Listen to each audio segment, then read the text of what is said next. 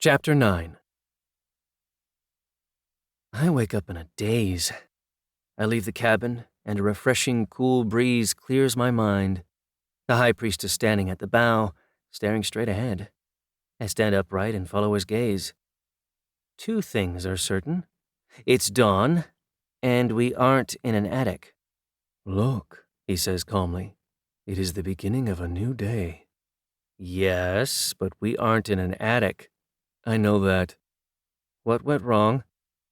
I can only surmise. I think your sneeze caused my prayer to go awry. Are you saying it's my fault? Well, it was, indirectly. Typical. The high priest can't admit he screwed up. I'd like to give him a direct kick in the shin. But where are we? On a road in an open plain. He's hopeless. I'll have to try to figure out where we are by studying our surroundings. The day's first sun rays illuminate the wide white road where our boat has landed. On each side of the road is a large earth mound covered in white chalk. The mounds glimmer in the light like two giant sugar cakes, and despite our predicament, the sight of them makes me hungry. The white road leads to a circular stone building made up of a series of arches. I pull on the high priest's sleeve and point to it. "For the love of the gods, I know this building," he announces, excited. "I have seen it before, but where? Where?" He takes a deep breath, scratches his head, then exhales loudly through his mouth. "I have it! Of course!" "You know where we are, then?" "Yes." "Are you going to tell me?" Yes. You must forgive me. I am just very surprised. We are in Stonehenge. My prayer worked, to an extent." "To an extent? To what extent? We aren't in an attic, and Elena is nowhere to be seen." "True, but we are in Stonehenge, and Stonehenge, like Bath, is in England." The high priest looks guilty, like someone who's hiding something. "Is there something else you want to tell me?" "Well, we are a few years short of the correct date, just a bit off the mark." I'm afraid to ask, but I have to. "How many years?" "I would say 3,000 to 3,500 years." My legs go weak. I have to hold myself up by leaning against the side of the boat. "You mean we're in ancient England? 1,500 to 1,000 BC? He nods. I sigh. "How do you know about Stonehenge?" "Remember the night Elena showed us a tourist guide to England?" "I remember. I fell asleep. While you were napping, I was studying. What you see in front of you was built in stages over more than 1,000 years. Unless my memory fails me, we are looking at the final product, which is believed to have been completed around 1,500 BC. But, of course, only when I see the inside can I be certain." So the high priest plans to play tourist, while poor Elena, covered in spider webs, is in an attic worrying about our whereabouts. I'm about to tell him how selfish he is when two powerful hands take hold of me, pinning my forelegs against my body. "Help!" But the high priest is in no position to help anyone. A tall, strongly built, mean-looking man in a white robe is holding a sharp-looking dagger to his throat. I look around. The boat is surrounded by men also wearing white robes, each with a dagger in his belt. They start to yell at us. It's a guttural language, not very pretty, just like these men. I don't understand what they're saying, but I think they want us out of the boat. I'm right. The man holding me lifts me out of the boat and plants me on the ground. He loosens his grip slightly, and I manage to bite him on the hand. "Assassin!" I scream. He lets me go, but takes his dagger from his belt and points it at my belly. Suddenly, I'm no longer hungry. In fact, I don't think I'll ever be hungry again. The man holding a dagger to the high priest's throat forces him out of boat and shoves him in the direction of the building he called Stonehenge. Then it's my turn to get shoved. I'm made to walk behind him, the dagger now at my back. The rest of the men trail behind us. Is this any way to treat visitors? As we walk down the wide, white road towards Stonehenge, we pass between the two large sugar cakes, then between two large stones, and at the end of the road, two more. We enter a circular field surrounded by a deep ditch with a high bank on its inner side. In the middle of the field stands Stonehenge. What sort of place is this? It has no roof, so it can't be a building where people live. Is it the equivalent of an Egyptian pyramid? Is this sacred ground? Did we commit some sacrilege by coming here? I fear the worst. We go down the path that crosses the field and enter Stonehenge through one of the arches. Straight ahead, in an enormous horseshoe of stones, stands a tall man. Like our captors, he's wearing a white robe, but he also has a black hood. With his back to us, he's standing directly in front of what looks like an altar. We stop walking. One of our captors goes up to the man with the black hood and whispers in his ear. He must be telling him about the man who wears strange clothing and has an even stranger companion, a cat who talks and walks upright. When he's finished his report, he steps away from the man with the black hood, who raises a hand wielding a knife. Are those animal legs I see stretched on the altar? I shiver. I know what's going to happen next. The hand plunges down mercilessly, and a scream of pain echoes throughout Stonehenge. In the silence that follows, I swallow hard. The high priest and I exchange glances. He looks as frightened as I am. The man in the black hood turns. He wears a golden mask covering the top half of his face. He still holds the sacrificial knife. It's covered with blood, and there are large bloodstains on the front of his white robe. Wait, it isn't a man at all, but a woman. The contours of her breasts show under her robe. She's looking in my direction. Am I going to be the next victim? She's not looking at me, but past me. Our captors turn and look in the same direction, and the high priest and I turn to see what everyone is looking at. It's one of the most wondrous things I've seen in my life. The sun has risen above the horizon, and now sits like a radiant giant orange on top of the single stone near the gate. Are the people of this land sun worshippers? And is the slaughtered animal an offering? Am I going to be the next animal to be sacrificed?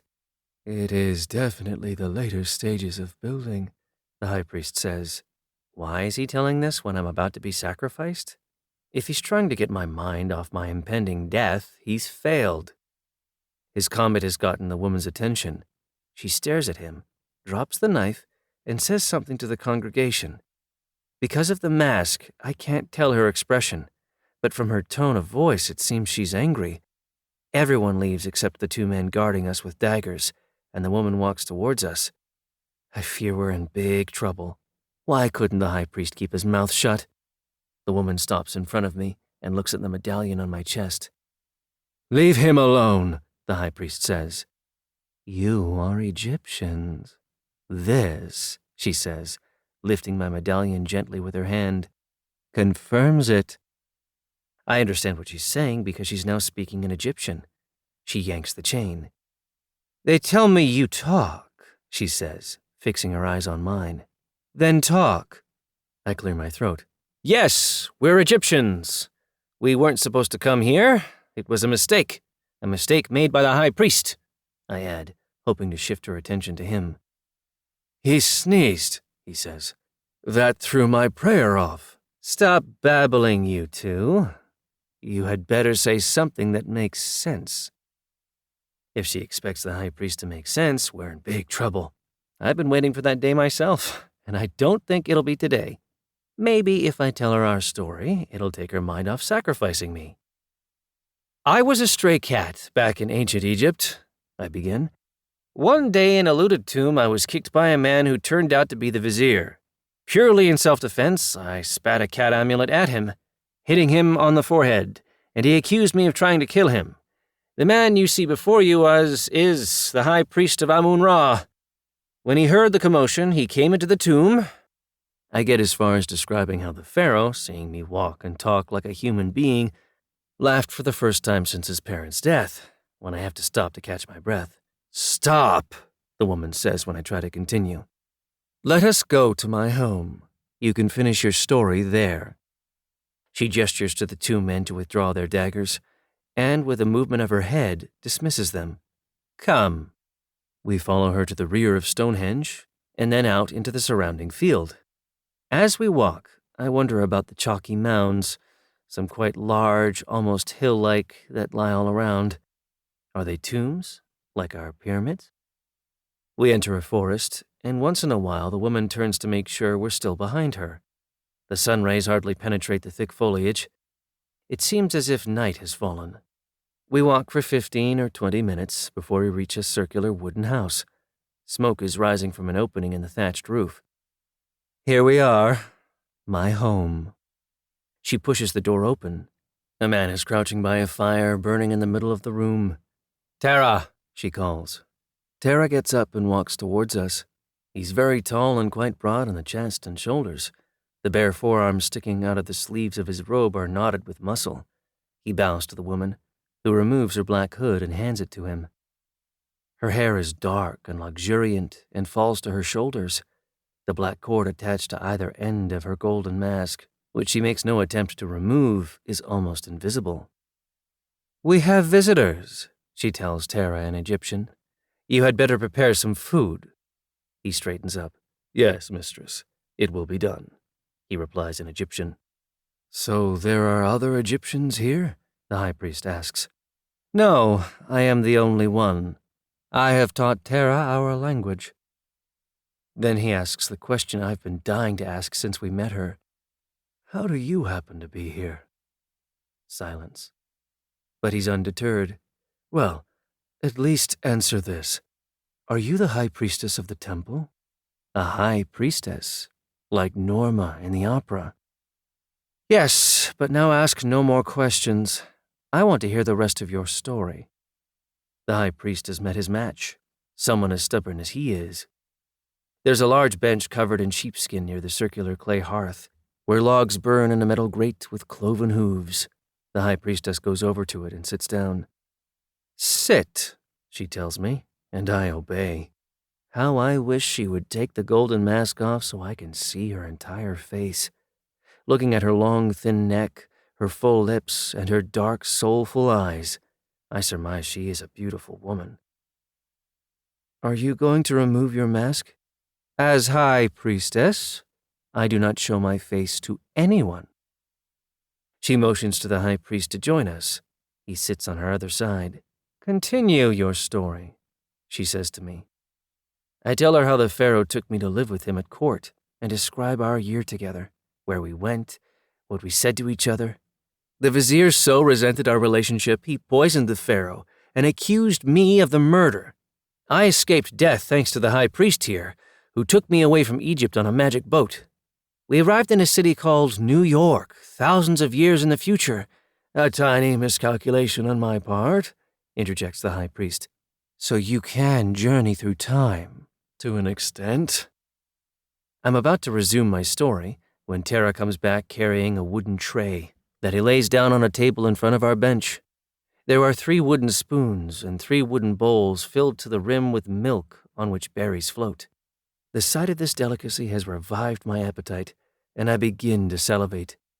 Tara hands a bowl to each of us, then a spoon. We wait for the high priestess to start, and as soon as she does, we join her. The buttery milk has retained the warmth of the cow's udder, and the berries taste freshly picked. Living in New York City has made me forget what fresh fruit tastes like. It's wonderful. I'm the first to finish. I'm licking my whiskers when the high priestess asks me, So what happened in the city you call New York? I tell her about Elena and the ancient spell that could revive the dead, how the high priest retrieved it from her memory using the entering, how we then returned to ancient Egypt to revive the pharaoh, and how when the high priest recited the spell over his mummy, it didn't work. I stop for a few seconds because I know what I'm about to tell the high priestess will shock her. Then the cat goddess Bastet appeared to us and said she had given me my powers. She asked me if I was willing to sacrifice my life to bring the pharaoh back from the dead. My mouth has become dry with emotion. I ask the high priestess if I might have more milk. She turns to Tara and nods. He then brings me another bowl, which I quickly drain. I believe he's getting tired, the high priest says. Maybe I should tell the rest of the story. I am tired, and the fire's warmth is making me drowsy. Go on, the high priestess says. He told Bastet he was willing to sacrifice his life. But she said he did not have to trade his life for the pharaoh's. His willingness to sacrifice himself would make the spell work. Then Bastet rewarded him with 2 further gifts: longevity and the ability to write. She vanished, and the pharaoh came back to life. The high priest describes how Egypt had suffered a great deal when the vizier usurped the throne, and how after the pharaoh regained his strength, he defeated the vizier's army, killed him, and went back to governing his people. But not for long. The pharaoh had to leave his beloved cat and return to the world above. I started to sob. The high priestess picks me up and puts me on her lap. You are a big cat. I rub my face on her robe to dry my tears. Forgetting my bandaged wound, I start to nestle my head against her and cry out in pain. She gently pets me, as if consoling a child. I meant to ask you about your head. What happened to you? I got hurt saving the high priest. It's not really a lie. If I hadn't forced my head through the window, we wouldn't have gotten back inside to answer the phone when Elena called from the airport, and she would have returned home suspecting something was wrong, found us outside, and... I did save the high priest. I saved him from Elena. You are a brave cat. You were willing to sacrifice your life for the pharaoh, and then later risk it for your friend. I'm purring shamelessly. I turn over onto my back so I can look into her eyes, and she strokes me on the belly. How sad that you lost the pharaoh again. But I haven't. 7 years after he left, another war broke out. This one was lost. The high priest and I returned to New York City, only to find we were the same age we had been when we left. For Elena, only 5 months had gone by. But she was different in one way. She was pregnant with the high priest's child. The smell of blue lotus, the unmistakable odor of my beloved pharaoh, emanated from her belly. He was to be reborn. He's now 1 year old. You are a fortunate cat as well as a brave one, the high priestess says. Now that you know our story, will you not tell us yours? The high priest asks. Mine is a story no one should hear. You are as stubborn as a donkey. But will you at least answer some questions about the temple where we were earlier? If I can. In the future, the temple is known as Stonehenge. What do you call it? God's stone. Is it true God's stone is some kind of calendar? The high priestess laughs for the first time. I like her laughter. It's sincere, just like Elena's. And in the firelight her lips are the color of sun-dried bricks, just like Elena's, and her teeth sparkle like Elena's. Oh, poor Elena. She must be sick with worry. Why do you laugh? Asks the high priest, annoyed.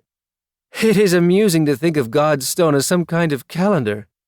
You mean it is not? I did not say that. But God's stone is so much more. Will you tell me what its significance is?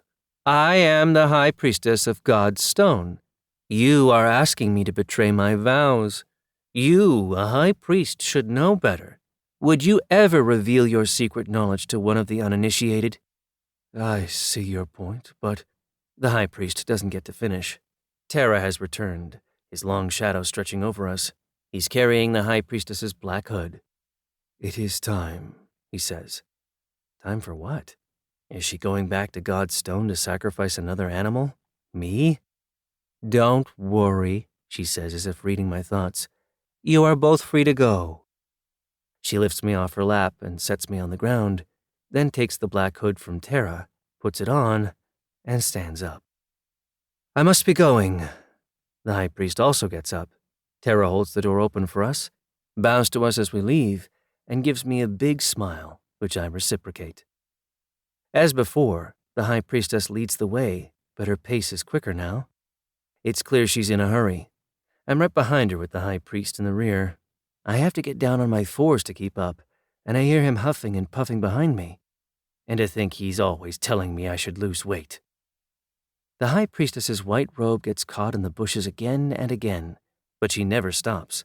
She just pulls the robe away, at one point tearing it. Finally, we're out of the forest and in the field we crossed earlier. God's stone is but a few hundred paces away. Hurry, she tells us. We're no longer just walking fast, but running. She takes us through God's stone, across the field on the other side, and down the wide white road to our boat. You must go before the men who captured you come back. I am sure they have told the king about you. King? What king? Asks the high priest. Did you not realize there would be a king to govern this land? He will want to sacrifice the talking cat tomorrow on Midsummer Day. I'm glad this king wasn't there when the magic boat appeared. As for the talking cat, I have a name, and I want the high priestess to know it. My name is Rapa-Hamen. What a beautiful name. And the high priest, what is your name? Permit me to introduce myself. I am Gato-Hamen.